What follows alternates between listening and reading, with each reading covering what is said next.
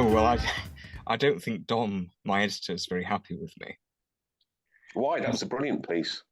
Well, yes, but in part of it, I wrote something like, what was it? That, because Yeah, I know what you're going to refer to. yeah, basically, Sam, I was writing about this awful day where I tried a sort of what one might call a normal day's work, in a call center for the Times newspaper.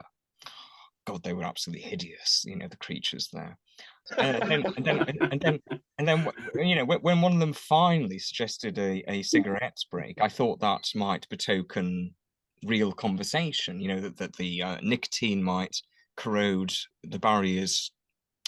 James, before you complete this thought, can Mm. I interject a pause? Because I know what you're going to say, and you need to say it for dramatic effect Okay, about the horror of what follows next. Okay, right. When one of them finally suggested a cigarette break, I hoped it might betoken interesting conversation, that the nicotine would corrode the layers of corporate babble which mask independent thought. Well, I could have screamed when I reached the discussion in the smoking area and heard its topic. Football. And I've always thought it very rude for people to mention the F word in front of homosexuals.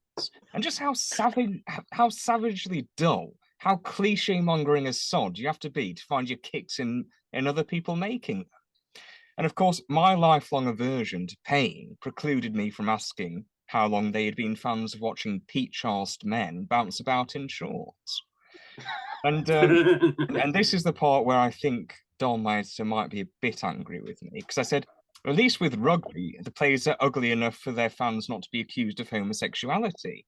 My my my, my editor used to play the sport for hell's sake. So yes, I don't think that he'll be very pleased with me, but there we are. Especially as he's quite good looking. Oh, he is. He actually is.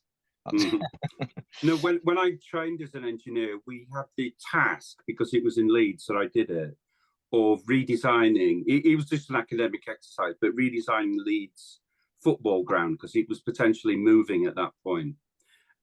And I imagine, out of all, it's all blokes in an engineering class. The four of us that were in this group to do this, none of us were interested in football. Out of an entire engineering class of blokey blokes. Yeah. The four people that they chose for this project. And then we got this one guy who was interested in football. And for the project, remembering this is an engineering course, yeah, he provided match commentaries in bold uppercase, like he was shouting at you the entire time. There's just these screeds of rubbish about what happened in a match out of memory. It's like, this is an engineering class. This is no use whatsoever. Yeah. But Sam and Sean, I've never understood why the sport of football has with it the idea that it is in any way a masculine sport. I mean, you get a tap on the shin and they like a queen.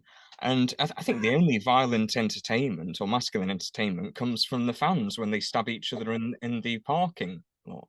But they do call it a beautiful game, don't they? I know. Yeah, it's very beautiful, all that. Yeah, I know. I mean, it used to be more interesting because, there used to be a phenomenon called the Leeds, what were they called? The service crew, yeah. And the service that they provided was smashing each other in the face and destroying carriages on trains at great cost to the taxpayer when it was nationalised. It was a lovely little service that they provided of aggro and blood and filth. Yeah, happy days. Whereas cricket is supposed to be the softer game, but in cricket you've got this horrible ball coming at you at 90 miles an hour, which can hit you in the throat. Yeah. I used to be a fast bowler. And there's also the problem with talking to people who are interested in football is that second-hand phrases are the only ones they can afford. And it's like when they say "get in, mate." I'd be grateful if either you or Sean can tell me what that phrase actually means. To where should I? I think you probably know what "get in there, mate" means, James, don't you? I don't think it means a bodily cavity. Back of the net. That's the other one, isn't it? Oh, they What's have. the other one they come out with? It was a game of two halves. Well, yeah, clearly it was a game of two halves. But to be honest, a really proud moment of mine. I hired a man with a van. You know, the little poem that you get with those services as well. The man with the little white van. It was big, this one anyway. And I went going to pick up a piece of furniture, and entirely out of cliche, I constructed a conversation about football as if I knew what I was talking about, and he seemed to accept it all. It was like it was my most masculine moment ever. It was fantastic. I mean, I think if you can bluff football jargon, Sam, you know, then you've got it. I think that's a harder task than it was for me to pass myself off as an art critic, even. Yeah, I mean, I felt like a spy, you know, sort of in Yes. enemy territory. Yeah. Expecting me to find out at any moment, and obviously I was putting myself up for it because, you know, he had to drive me back with the item of furniture as well. So, you know, if it appeared that I was just taking the piss, which I was, then it could have got into dicey territory, you know, dropped off with a sideboard in a hedge. Yeah, but I think you're assuming a certain level of intelligence on the part of your interlocutors that might not have been present in the first place. I suspect he was safe. I don't think he thought of himself as an interlocutor. No, probably not. I mean, more of a Mr. Shifter, really. Yeah. Well, the awful thing, he's a good old boy. Are we going to start talking about serious stuff? Yeah, we will in one second. But the awful thing is that James Melville has threatened to invite me to a Millwall match. Now, do you think I would fit in there? No. They used to be notorious. So they still like the sort of super hardcore of football fans? Apparently, yeah. Right. Yeah. Well, maybe he's inviting you for a reason. I mean, do you think my fedora hats, women's silk scarves, and silk blouses would fit in with the Millwall fans? Actually, James, I think they probably look after you. I think they look fondly on you. We'll see. Because anyway, lads, if I'm saying this right, have I pronounced that right? Lads, they do say that, don't they? Yeah, they say that. So, lads, shall we get on to the topic of conversation, which is... Well, before we do that, is it Millwall who say nobody likes us, but we don't care? You're asking the wrong person. I don't know. Well, ask Melville, he'll know. Okay. Rich men north of Richmond. I mean, the thing about it is, you know, I mean, that's my version. His is obviously, you know, the definitive. But I think it's that authenticity that he manages to bring to it, which he brought out in Joe Rogan, you know, recently in the I didn't watch the Joe Rogan podcast with him. But what I don't like is, was he not offered a $6 million contract with a, and he turned it down? He did, yeah. I mean, he thinks that, you know, he thinks that speaks to his authenticity. But I'm sorry, but what a twat! If I was offered $6 million to do something, I'd have no qualms about it whatsoever. I mean, if I was offered 60 quid, James, I'd do it. Yeah, but, I mean, to be honest, I think he does know what he's doing. Sorry. I mean, from the interview, he seemed to have a plan, which, you know, he's been preparing this for 10 years, effectively. Really? And, you know, it's like that overnight success that's happened in 10 years kind of thing.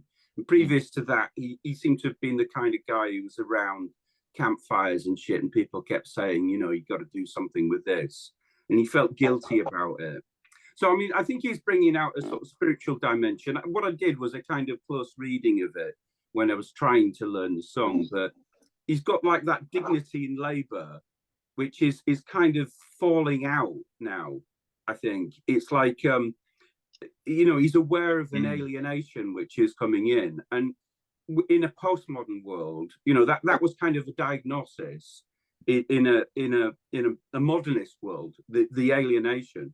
But the postmodernists have kind of, they've embraced that, haven't they? You know, that alienation is a postmodern state of being.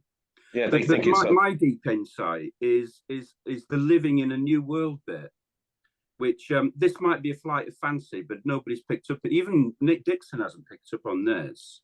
But New World, he's in Virginia, which is obviously named after the Virgin Queen, Queen Elizabeth I. So that out of the Tempest, the quote, which is to do with, you know, oh, beautiful land, who are these creatures kind of thing. It's such an optimistic thing out of the Tempest, looking across these goodly creatures, etc. Using that phrase, brave new world, which Sam, is often taken up by Huxley as well. Yeah. Can you repeat the lyric?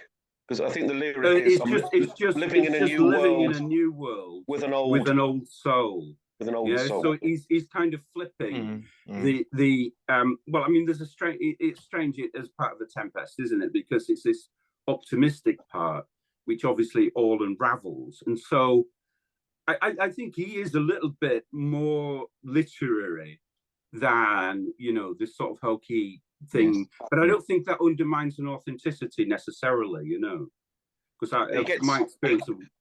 He gets in the Epstein line as well, doesn't he? Yeah. Politicians would look out for miners and not just miners on an island somewhere, which is a fairly brave lyric, actually. Yeah, I hope it doesn't get disappeared, you know. Commit suicide. Bad for your health, that type of thing, isn't it?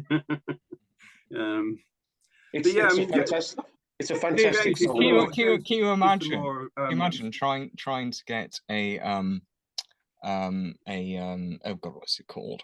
You know, a healthcare plan with someone if they knew that you were friends with Hillary Clinton? I mean, how much would they charge you? What's the assessor? Yeah. I mean, they might not charge you a lot actually, because you'd probably, you know, I mean, it's like Norm Macdonald. He observed, didn't he? You know, what we've got to get now is in the White House, less murderers. You know, look into the View clip of him doing that. He just comes on and he basically says Bill Clinton is a murderer, and obviously they flip their shit, you know, because you just don't do that. No. But yeah. I mean, I think as an assessor, I'd probably say, well, actually, we're not going to need to give you much cover. Do you want a cheap funeral? Then, you know, we'll give you. well, Sean and I were talking about funerals the other day, weren't we? We thought that I think a good thing to do would be to invite everyone to your funeral who hated you. And then I thought, you feel obliged to turn up. That's why. Yeah. Then I thought that my last request would be for my corpse be turned into a what do they call them? Animatronic. Animatronic, yes, and chase around the mourners of my funeral. I mean, imagine their shock. So they'd probably only turn up there to make sure I stay dead, and there I am chasing them. Well, that's the dream of transhumanism, isn't it? Really, yes, I guess. You know, the frozen head of Walt Disney and in the I mean, those are weird though, because they're not actually hooked up to the mains. They just pour liquid nitrogen it's like watering a plant, you know. I mean, it's kind of appropriate really, because it's like a vegetable head, isn't it? And then there's this thing of eventually, I think in about 35 years time now, it could be possible, if someone's dying, to unload their memory onto some sort of device and then upload their brain onto the cloud. And so they're selling this as if to rich people, as if that they can live forever, that in this cloud kind of virtual world. But okay, fine. Perhaps it's possible to put people's memories into a device, but you're not going to be the one experiencing that experience. There's another problem with that, James, and it's to do with the nature of memory. People think that memory is like it's like a tape cassette, and you go back and replay it. Memory isn't like that. If you remember something, you are reimagining it in the moment that you remember it. If you see what I mean, it's a constant system of reinventions. So there's no such thing as a memory data bank in the absence of but my main point is they are selling this as if you yourself can be immortal because you upload your brain to the cloud. But what I'm saying is it won't be you experiencing it. Yeah, exactly. That was a more concise way of saying what I was trying to say. There's a good book on this, which dates back quite a long way, actually, into the 90s. It's called The Great Mambo Chicken and the Transhuman Condition. So basically, the idea of the chicken and the egg there. So you've got various means of doing this stuff, which comes down to basically within a biological system, you have nanotechnology. So this would be artificial nanotechnology, whereby, I mean, there is a surprising and suspicious lack of deaths amongst the elite now, especially the billionaires. I was talking to Sean about this the other day. You fella, Kissinger is still knocking about. I mean, what is he? He's older than God, isn't he? Yeah. And this nanotechnology, anyway, the ideal thing for it to do would be to repair, but it could also record. So it is basically at the kind of molecular level. These little robots would be scurrying about doing the job of, this fantastic journey type of thing, effectively. I mean, do you know? Ask a question there. Can I ask a question there? One sec, Sean, because I'm going to go for a cigarette, and I want to pose this question, or not. It's not a question actually, but my belief to Sam. I mean, I've long held the belief, the conspiracy theory that James Dalrymple, he was killed years ago, of course, and now he's just a psyop hologram. he's the constructed opposition, isn't he? What's the phrase? I mean, he brings into disrepute, I suppose, in a little bit of a way, the sort of 80% of things which are probably true, but are couched in terms of conspiracy theories, because that kind of takes away any credibility from anything, doesn't it? It's a concocted phrase in itself. Conspiracy theory, the phrase, is a conspiracy, because you just throw it as a brickbat at somebody who's coming up with a hypothesis as to how things might be, and then gathering data, evidence to support it or not. Well, basically, what I was saying is what Sam's just said, which is that to call someone a conspiracy theorist should be a form of compliment, really. I mean, yeah, there are conspiracies. It's right to theorize about them, and some of them are true. So what you need is, I think, Sam, I brought Occam's razor into that piece I was writing. I said that sometimes the conspiracy theory is the simplest explanation, but it doesn't really get any traction when people go around calling you a conspiracy theorist. I've got a book in front of me now, which I'm reviewing, by a guy called Kasim Kassem, who's a professor of philosophy at Warwick University, or was. I don't know if he's still there. And it's a kind of propaganda book for, against people like myself who are open to the idea that there are genuine conspiracies. And in the book, he says, why do people believe conspiracies? Well, one of the reasons why people believe conspiracies is because they can be true. Why rule that out? Yeah, I mean, say we're 2 billion. Say we're two billionaires here. Yeah, what would be a thing for us to do? I mean, why do people pay big entry fee monies to something like the WEF? They don't do that for nothing. You know, you're Larry, what's he called, Larry Fink and stuff like that, of BlackRock. They don't pay Klaus Schwab loads of money just for nothing. They go there, Bilderberg. They don't, just go there as a holiday. They go there because it makes sense that they can chat with other guys with vested interests. Yeah, they do it because they're bored. Well, you've got that much money, you're easily bored, aren't you? Fuel, burn a bit of aviation fuel for a bit of fun on a private jet. But you see what I'm saying? If you were, once you've got that much money, the way you get it and the way you keep it and the way you get more is through power. Yeah. And the way to accrue more power is to have allies on your side to do that. And that, when it's done in secret, is a conspiracy. But the thing is, with the WEF, it's all done in plain sight. They write books about it. You've got Yuval Noah Harari. He's writing the Sapiens and all this kind of stuff, telling people that they're useless eaters and that, the next thing they need to have is some kind of chip put in their head. This is all stuff out there, that he's published. It's on the web. It's not a conspiracy theory. It's what they want to do. It comes back to you transhumanism. That they want. He's talking about speciation, effectively, of the elites, a kind of Morlocks and whoever the other ones was in the time machine. Yeah, H.G. Wells, yeah. H.G. Wells, yeah. So there was a Morlock, Eloi. The other ones were the Eloi.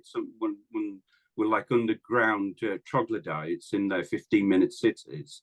The other guys were up above ground, and they, got to enjoy the entire freedom of the country club. So that's the kind of scenario that is envisaging. And before you do a crime, the chip in your head, like a doily over your brain, linking into your higher processes, it would check your thoughts. Check your thoughts to see that they are pucker and in line with what the Eloi want you to do. So I have to bring it back to this, or I have to introduce this dimension to the discussion, because I am a practicing Catholic and a theist. And how much do you think of what is going on at the moment is entirely consistent with, say, the Book of Revelation? Well, you mentioned chips, for example, people being offered chips and putting chips in their head. Well, that's kind of under a certain interpretation, that's very well referenced in Revelation 13 about the mark of the beast, receiving this, and otherwise you can't buy or sell. There's got to be something in that. Or, can I put it a different way? If you are a Christian, I don't expect an atheist or agnostic to accept that point. But if you're a Christian, you have to accept that there's something going on there. I mean, the trouble is to shoehorn something into scripture, which isn't necessarily there. I mean, I have people in my Bible reading group who are firm believers in an end of days kind of scenario, and I'm not of that mind myself, but I'm not sure I can entirely evidence base that. It's just, it would be so far out of your comprehension in a way, wouldn't it? You'd have to start. I mean, the stuff that's happening in America, is it just incompetence? Is it by design? Is it an unraveling of society consistent with Revelation? It's pretty bad, it's super bad. That would be my claim, is that what's going on at the moment is consistent with that final book in the New Testament, which basically might have been written by John the Apostle, might have been written by a different John, we don't know.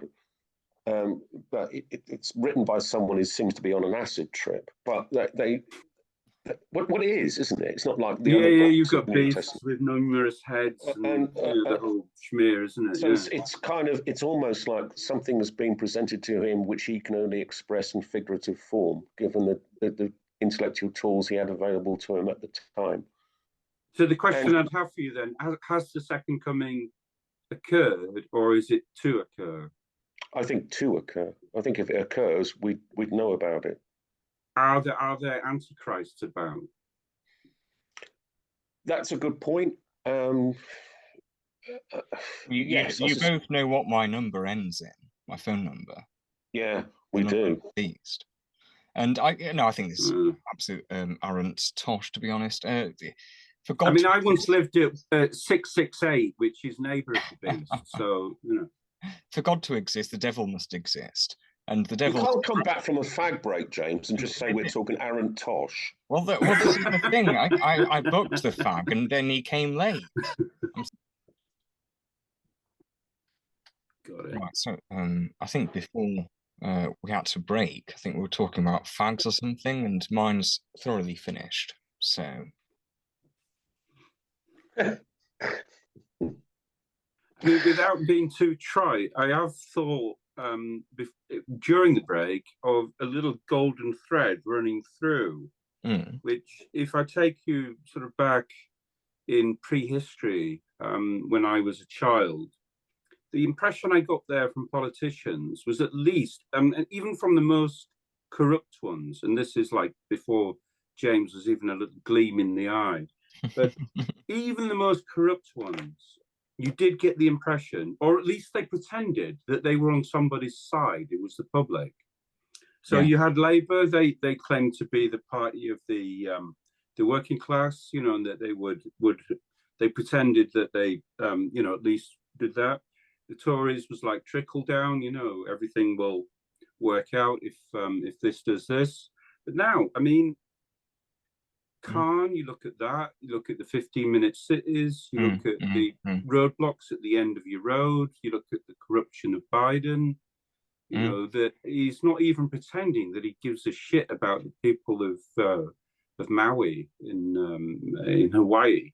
No. He's not even been to Palestine, and he can't even pronounce it. He calls it Palestine. You know, he thinks it's in Israel or wherever, I don't know, the Middle East. We're talking about Palestine. You know, this was like a horrendous occurrence. With the people probably even forgot about it. It's not been in the news even. You know, it goes on and on and on like that. And then you've got the reflection of this in the rich men of Richmond. He's saying exactly that. You know, these guys don't give a shit. And you know, that comes through the transhumanism that we will speciate into Yuval Noah Harari's upper class and lower class of troglodytes and you know, elites living on their country estates, etc. And then through to Revelation, you know, is that it will all be a war of all against all in a kind of Lockean sort of Lockean of horns, you know, real nasty kind of accumulation of all of this shit into just one ball of balls. Well, I think the problem is that with people like Biden, who are from sort of politician royalty, they have the arrogance to think that they have the right to rule over others, and that they don't really need to explain why they should be in the position that they are in. And you know, God, I was in Chiswick today, and there was I think you both saw this on Twitter. You know, there was this these posters saying, "Are you a communist? Then get involved." Of course, they knew where to put them, on the bin. And I was just thinking, Get in the bin. I was just thinking, how wonderful would it be to see the communists congregating in Chiswick in one of their artisan cafes, plotting how to overthrow the bourgeoisie. This is it. This is the mutation of communism, isn't it? You know, into the BLM. That you've got what they call intersectionalism now. So that it's a vested interest of creating this oppressor class, and you always want to play the victim. You know, that you are the character in the REM video, just lying on the ground, and then you just say, no, you don't want to know, and then everybody else is then lying on the ground playing victim. Because I mean, again, you know, back to when growing up, to be called a victim was an insult. Oh, completely. You know, you went around. That was like something you said to people. You know, would you know? Shut up, you victim. And now it's like a badge of honor. Well, I don't know. I don't think it is amongst young men. And I know for certain when I was growing up in my minor public school, for one of the schoolboys to, you know, espouse this noxious piffle about being compassionate or being a victim or something, you'd have gotten the absolute daylights beaten out of you, and rightly so. You know, there's something vaguely effeminate in being a victim, and so there should be. And you know, but with most young men who I mix with today, okay, yes, fine, most of them are in Soho, and I pay them for their time. But most of them don't go, most of them have no truck with this wokeism whatsoever. For legal purposes, he pays them for their time for legal activity. Yeah, yes, you know, strictly to accompany me to events and things like that, of course. Yeah. Well done. Yeah. Thank you for saving me. Escort is a Ford car. Nothing else. No, well, that's a good thing then. Anyway, if victim is, you know, sort of getting back into, but I mean, what I'm talking about is this sort of hierarchy of victimness, where you know you've got your sort of large foreheaded, monocle wearing sort of Well, person of colour victim in a has become. wheelchair is at the very Well, top of this totem pole. Well, no, victimhood has become sort of social and political currency, hasn't it? Mm-hmm. What do you think, Sean? I'm still getting my head around communists in Chiswick. And I'm pretty sure that Lenin spent some time in London and wrote a refutation of idealism at the British Museum. So that's where my mind was going. But I could be wrong about that. Is it Marx who wrote his Das Kapital? I'm not mixing him up with Marx. I think Lenin spent some time in London, and he was a huge fan of Marx for obvious reasons. But I'm pretty sure he wrote a reasonably erudite, because Lenin was smart. Anyway, refutation of Hegelian idealism. Well, talking about Marx, Jordan Peterson said something like, if religion was the opium of the people, of the masses, then, and I can't remember what he replaced it with, then something, is it's marijuana or something? And that's what I was thinking about. And sorry to go back to football, but I was thinking that, if religion is the opium of the masses, then football is its marijuana. Shit, yeah, I'll grant you that. That's my opinion of football, but I am not football inclined. So, but I mean, one of the things which blows people's minds is that Giovanni Gentile, the originator of fascism, was a devotee of Marx. He's basically, all it is, if you take a fascism as a kind of mathematical equation, it's communism minus a Soviet plus a corporation. But I mean, fascism is effectively what you have in China now, because you can't run a Soviet cannot run an economy. You can't have it where the architect is on an equal peg with the cleaner. It just doesn't work out, So you have corporations like Lenovo, like Qingdao, all of these kind of characters. Those are the engine houses of the economy there, and that's how that's working out. But in devices, the cleaner gets paid more. Sorry? In devices, the cleaner gets paid more than the architect. Probably, yeah. They're interns, aren't they? Yeah, whilst the cleaner's actually professional. Yeah. But I mean, what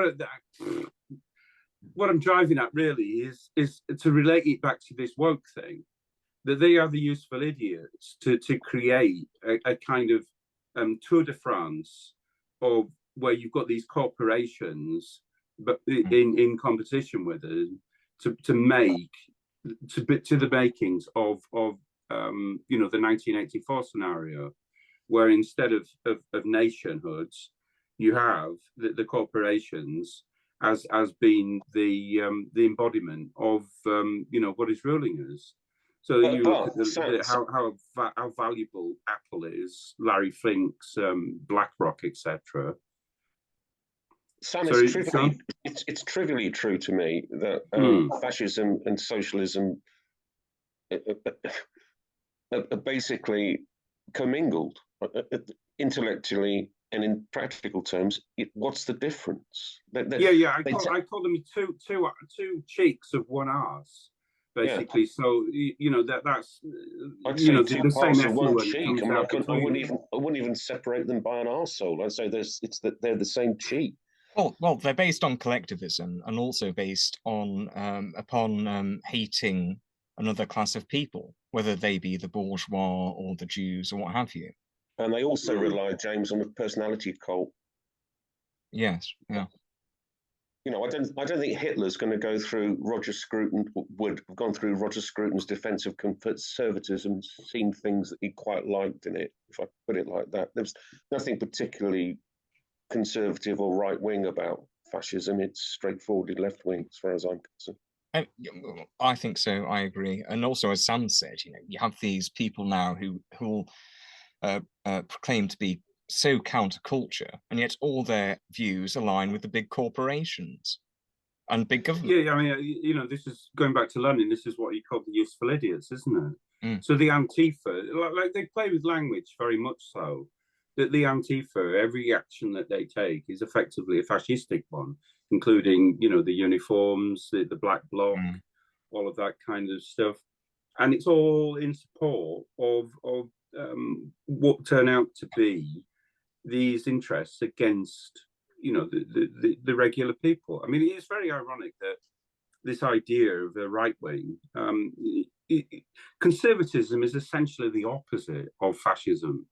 It's totally the opposite. It's about the individual. It's about the love of the nation, not the hate of the foreigner. Yes, it's a place. Place, yeah, essential to place.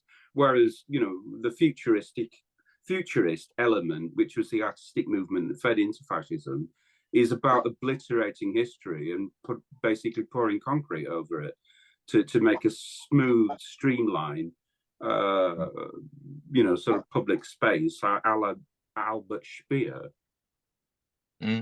Yeah, I was watching GB News this morning from last night, and oh, they're fascists, aren't they? Yeah. Well, no, James's friend Lawrence Fox. Lawrence Fox was on. Lawrence Fox was on. Was it? Well, can I just say this? I did tell Lawrence Fox that he should grow his hair out, style it like Jeffrey Bernard, and shave his beard.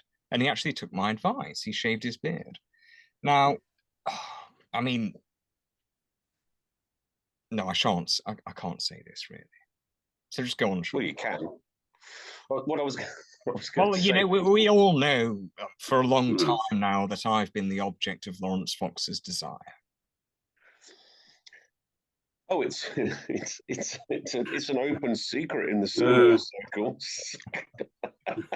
Anyway, go on, Sean. It's a dog whistle that he's constantly blowing on. I'm going to make the Lawrence Fox point. Yeah, go on. It's because what he said, because it relates to what you were just saying, Sam, is that he said he'd had some time off work the last couple of weeks, and he was thinking about the stuff that we've just been talking about. And his view has become, this is odd for someone who's founded a new political party, his view has become that the travails and horrible idiosyncrasies of Britain as we can now perceive it cannot be solved by politicians, that there has to be cultural awakenings, which I agree with. And my view, for what it's worth, is that the best weapon that we have is humour and being able to laugh at people, being able to laugh at the people who presume to preside over it. What do you and know? You'll notice in every totalitarian state, the first thing they want to do is stamp out laughter. That's the first thing they want to do. Well, do you know, Navarra Media, much as I disagree with them, they had on, that awful, I mean, I don't know how to describe him, small, shriveled gnome type figure. What's he called? Rory Stewart. Oh God! Oh yeah. He's the man of the moment, isn't he? Yeah. So they were interviewing him, and then one of the Navarra Media followers said something like, "What are you doing interviewing Rory Stewart? You are giving the impression that he's a reasonable man, or something like that, or blah blah blah." And it's just like, Rumpelstiltskin. Yes, that's a good one. It's incredible. But it's just so strange that these people. I mean, this guy was a researcher for a university, by the way. So I mean, it's just bizarre to me that he can't countenance that people can speak to other people who hold views that are different to their own. I mean, there is one. Just going back to Lawrence Fox, there is a very surprising thing about him, which is this, and it's based upon the Morse sequence like this. Yes. So the Lewis character is taller than Morse. And Lawrence Fox, whatever character he is taller than Lewis. But when I met Lawrence Fox a couple of times, I realised he's not massively tall, because I'm 6'2" and he was shorter than me. Well, that's why you didn't. And the reason massively is tall. Well, the reason is that he was very short. Was the guy who played Morse, and you didn't expect that because he was also in the Sweeney, and he was a hard man in that. But John Thor was actually a very short man. So this hierarchy of heights that I'd reconstructed, I thought that Lawrence Fox was a giant. I mean, He isn't. He's a friend of James, so James will tell him. What? I mean, anyone's a giant compared to me. I think I only go up to his kneecap, which is where his penis ends. Oh God, I couldn't. Did I just say that? No, I didn't. No. Casually brushing, do you? Yeah. Oh dear me. Well, let's not talk about it then. Let's talk about something else. Are you sure?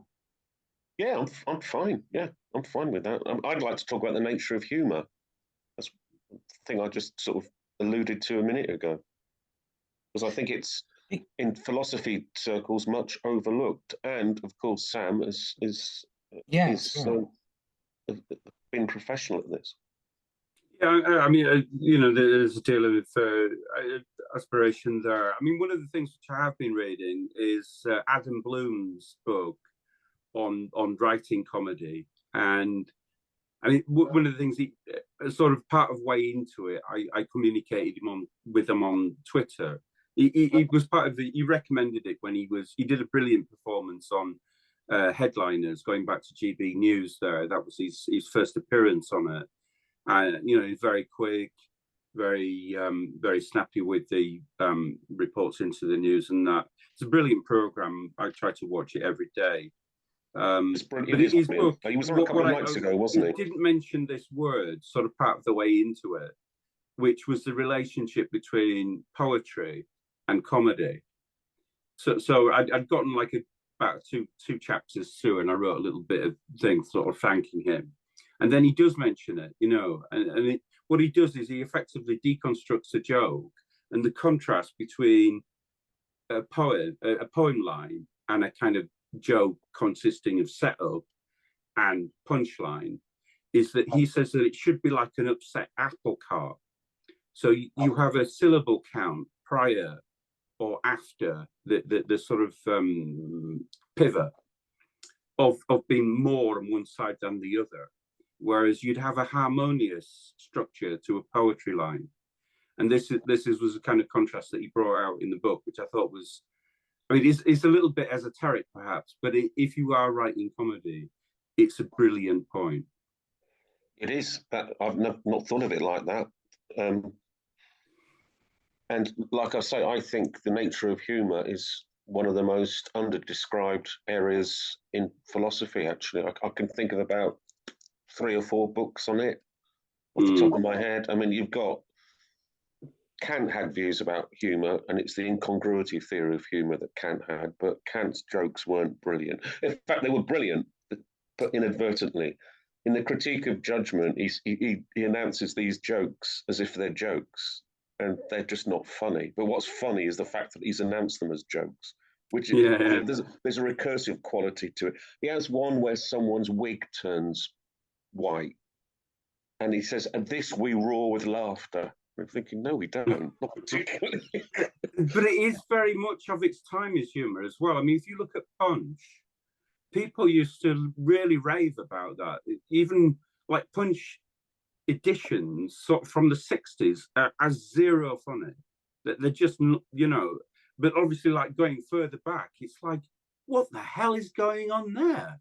You know, it's just like it's really of its moment, and I mean, Kant is obviously prior to that, you know. But it has to be contextualised. I agree. The historical context is the main one of to put it in. But I think there's something universal about humour, and I'm surprised that philosophers who like myself, my PhD was in the philosophy of mind, and pretty much specifically on whether the mind and the brain were the same thing or could be described as the same thing. All that mind-body problem stuff. And there was some example. One of the examples that was always used was about toothache and pain. You know, you can have all the neurological explanations of what a pain is or a toothache is, but what all that leaves out is what it bloody feels like to be in pain with a toothache. And materialism can't explain that. And I thought, okay, that's a reasonable argument, but you could say the same thing about getting a joke. You know, getting a joke is a kind of form of human experience that can't be explained by what's going on in your brain. I wrote a piece for Conservative Woman about this, about why artificial intelligence will always be artificial and why machine consciousness is not going to be available, because you're never going to get a computer to get a joke. The other thing as well is of... you can't do humour without it being potentially offensive. Even what we call the conceit is that construction of the discombobulation. So there's a turn where expectation is kind of overwhelmed. That's so incongruity, according to Ken. Yeah, you have the setup there. You can call it different terms. In the conceit, you have the setup, and then there's like an expectation. Yeah, so it's a form of dishonesty. Then, yeah, it's a form of dishonesty. So, well, it's a truth. I guess there's a truth in there. You have to have a truth in your comedy, otherwise it's not funny. But the thing is, you can take offence at that discombobulation. So inherently, the structure of a joke, offence can be taken to, and obviously the actual content can be as well. So it's a low-hanging fruit for the woke to take offence to. And they're anti-culture, basically. So they want to wipe out all culture. And comedy is the low-hanging fruit which to do that, because you can always find offence of it. Even Mitch Hedberg, for instance, is a great hero of mine. He does the most pure, beautiful comedy, in the sense there's no but to it at all. Even most of the time, not even himself. It's like about sort of, you know, if you combine an open sandwich with a club sandwich, then you could have two regular sandwiches. That type of, you know, just absolute sort of, you know, pure joke. But you could still take offence at that because it sets up a discombobulation. Well, this is why this is why. Sorry, Sean. 1 second. This is why I don't know why some young homosexuals have so many truck with this so-called woke movement. I mean, you know, to be a homosexual, you must be offensive, whether it be offending against legality or offending against decency. And you know, so many of these homosexuals now, you know, they festoon themselves in these kind of lurid coloured flags. They look like parrots, and parrot is all they do. They parrot these fatuous phrases. And the thing for me is that I found out a study the other day that said that the average mortality of the male homosexual 50 years of age. And, you know, their short life is one long tantrum. You know, they want to be seen. And so they will never be in with the crowd. Their opinions will never be those of the crowd. There is no community because they're so selfish and narcissistic. They couldn't belong to one. Also, I don't understand why so many conservatives are homosexual. And I wrote an article on this a few years ago. Why are so many conservatives gay? And I was reported to Ipso, is it? I think it's something like that, for being virulently homophobic. And I said, well, you know, good luck with that. I'm just divorcing my husband. And but yeah, whenever anyone in London now tells me that the gay London scene is dying off, I always direct them towards the Carlton Club. I mean, there is one example, you won't remember this, of homosexual culture, which is actually now a hate crime in many countries, including Canada, Ireland, and that is Polari. What's Polari that? It's a gay slang, which is based partly on Roma, I think, and kind of merchant seaman slang. So it's a whole mishmash of things, and it used to be a thing which was done by quite bravely, really, because homosexuality was actually illegal at the time. When Kenneth Williams, in his comedy, used Polari in things like Round the Horn. So obviously, just even the title of that, you know, is an innuendo. But Polari involves all kinds of things like intentional misgendering. So a homosexual man would be called she, or almost exclusively. Yes. So you'd be familiar with that. That's a kind of afterburn of Polari, essentially.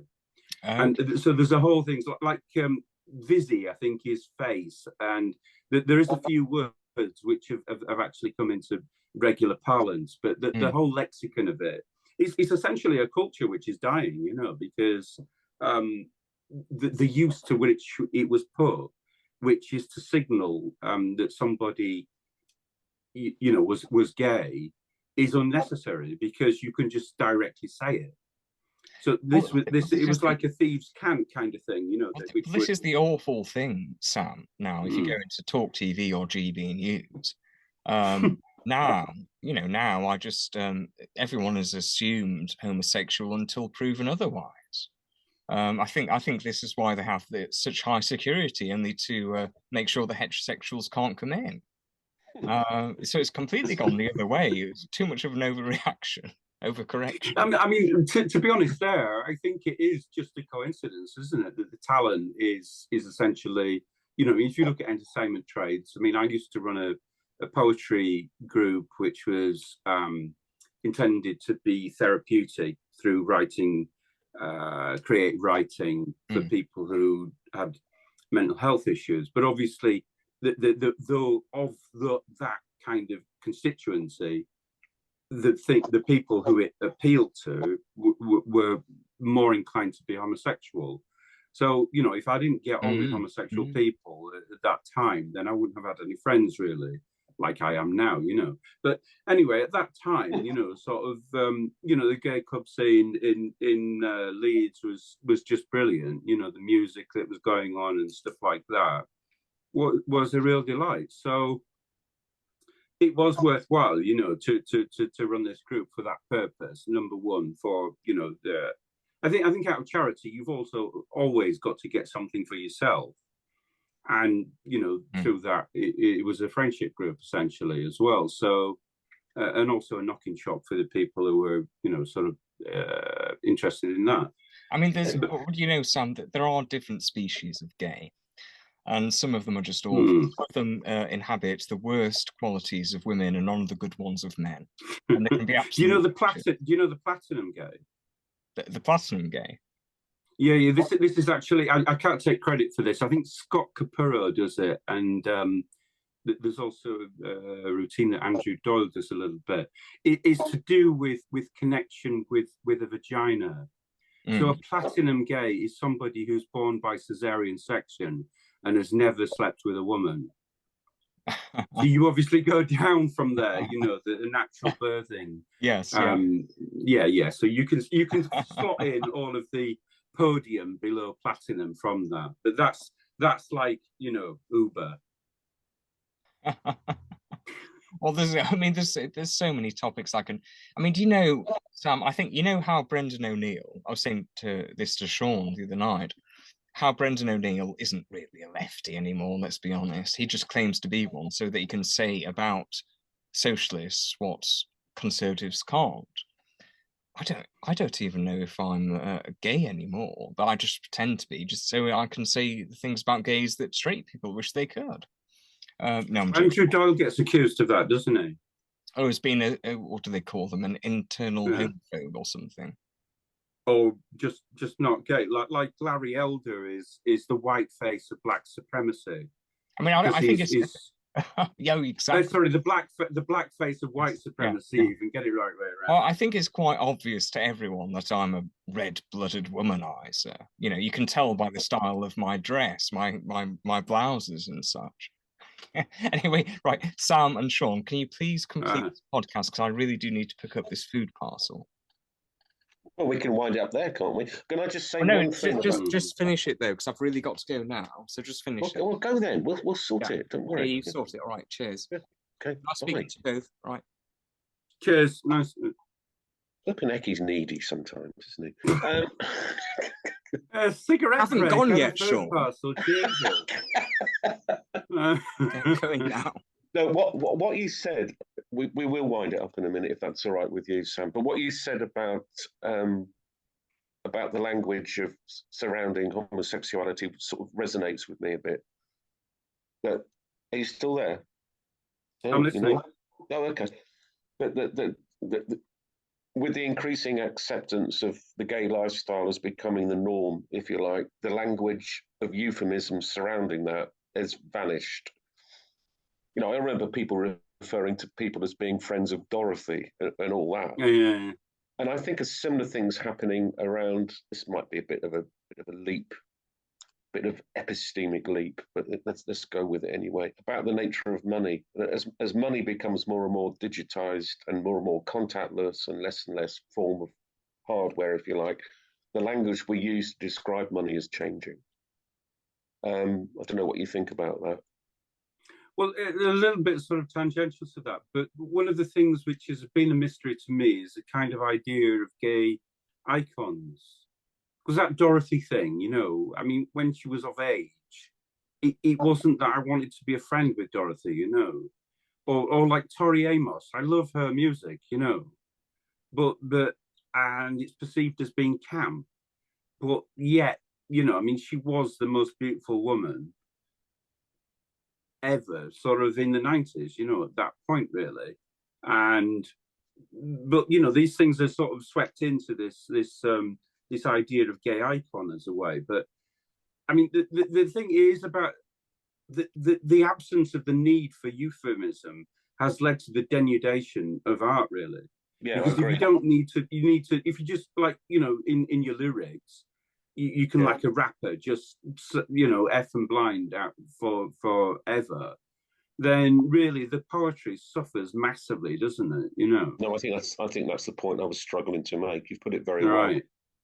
I mean, and the other thing as well is, you know, in comedy, it is kind of cheating to swear in a way as well, because obviously, I mean, this is one of the things, you know, going back, as I say, I would recommend to anybody who's a sort of budding comedy writer the Adam Bloom thing, but there is a temptation to throw in a fuck or whatever, you know, bloody, except because there's an insecurity about that. But he comes from, his father was like a really talented jazz musician, and this will appeal to you as from your music criticism background. But you have to have that rhythm in there as well. So that's part of the syllable count and the kind of skew-eyed seesaw, what he calls of that. But if it doesn't have the or you know, he just has a flat rhythm, or you know, it's just iambic pentameter or whatever, it's not going to land in the same way. So if you have the syllables of bloody fuck and etc. within there, which is part of the insecurity that you're going to be swearing and effing and blinding, that's going to throw out your rhythm totally. So yeah, I agree. You've really got to consider those things. You know, I mean, I guess one of my heroes as well is somebody like Dave Allen. His work was kind of not clean, but it was clean. Yeah. So it wasn't like the two Ronnies that it relied upon a kind of nod and a wink euphemism, but it was a dull. But at the same time, he wasn't relying upon these devices of just you know, swearing or whatever. So yeah, I mean, that's the death of art, isn't it? You know, that where you can just call a spade, and it's like, well, what is it? Cess nicht pipe. The painting of a pipe. Oh yeah, this is not a pipe. Yeah. I can't do French, but yeah. So it's not a pipe. There's something appropriate about not pronouncing that correctly, isn't there? If you think about it. Maybe that's. I'll say it's the Belgian way of pronouncing it. You know, so it wasn't French. So, but yeah, I'm a Walloon. Listen, I reckon we should wrap up now. Yeah, kiddo. Okay, yeah, I'm getting. It's actually been really enjoyable.